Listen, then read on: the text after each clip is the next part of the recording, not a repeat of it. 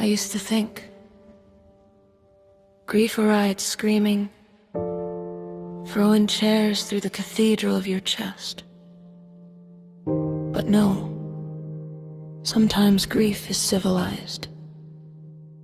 Sometimes it wears your favorite perfume, sits beside you quietly, and teaches your smile how to lie. And me? I became bilingual in sadness and silence. Fluent in pretending. People leave slowly, first emotionally, then spiritually, then physically, like autumn teaching trees the philosophy of surrender. You notice it in fragments, the delayed replies, the abbreviated goodnights, the conversations that sound embalmed. Even laughter becomes mechanical, artificial, a marionette performance with invisible strings of tolerance. And still, I stayed loyal to the memory of who they were. That was my first mistake. I kept watering dead roses just because they once smelled like heaven. Tell me, how do you mourn someone still standing in front of you? How do you bury a body still breathing? I watched affection decay in real time, watched intimacy become etiquette, watched I love you transform into linguistic debris. And God, that kind of grief doesn't stab, it dissolves. At first I was only sad, then sadness fermented, and sorrow, when abandoned too long, becomes a subtle species of rage. Not the violent kind, no. Mine was quieter, more catastrophic, the kind that rearranges your sleep, the kind that makes mirrors feel accusatory. I became furious at the archaeology of us, at the ghost fingerprints on my memories, at the way your absence still knew my address. You left residues everywhere, in songs, in sidewalks, in sentences. Even the moon became irritating, too beautiful for a world capable of abandonment. And I hated that.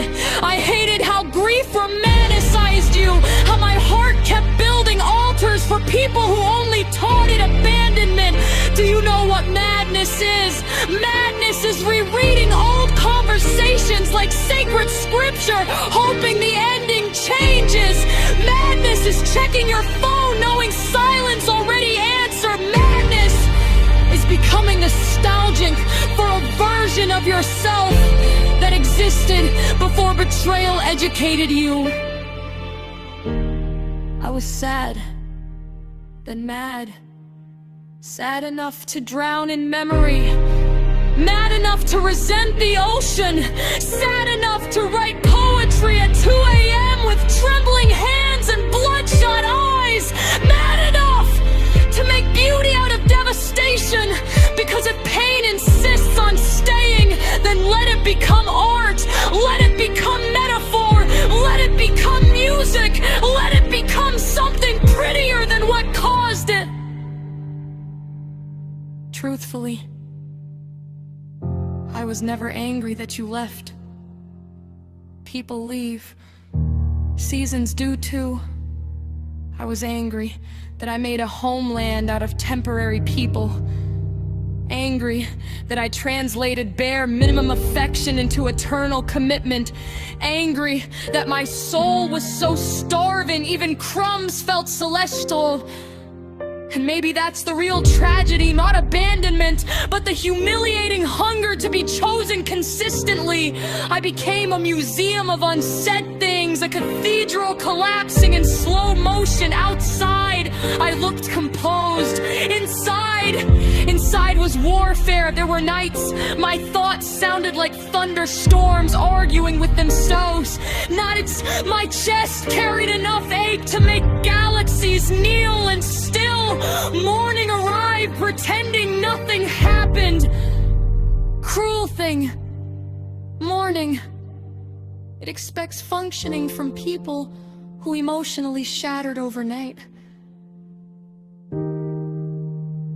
You know what nobody says? Anger is often grief wearing armor. That's all it is. A wounded heart trying not to look wounded.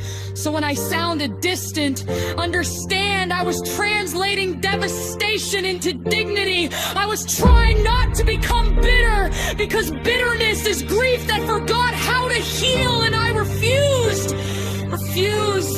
to let pain make me cruel. Even after abandonment turned my trust into ashes, even after silence became louder than affection, even after I learned some people only love you conveniently. But listen carefully. I survived. Not gracefully, not poetically, not without rage clawing at my ribs, but I survived. And maybe healing isn't becoming untouched. Maybe healing is this: being able to remember without collapsing, being able to speak their name without your voice trembling, being able to stand in the cemetery of old emotions and finally say, yes, it hurt. Yes, it changed me, but it did not destroy me. So if someday you hear my poems trembling, understand, those are not performances. Those are autopsies. Every metaphor is a scar with rhythm. Every stanza is grief run in choreography. And every pause, every terrifying pause, is me remembering how it felt to become SadMad.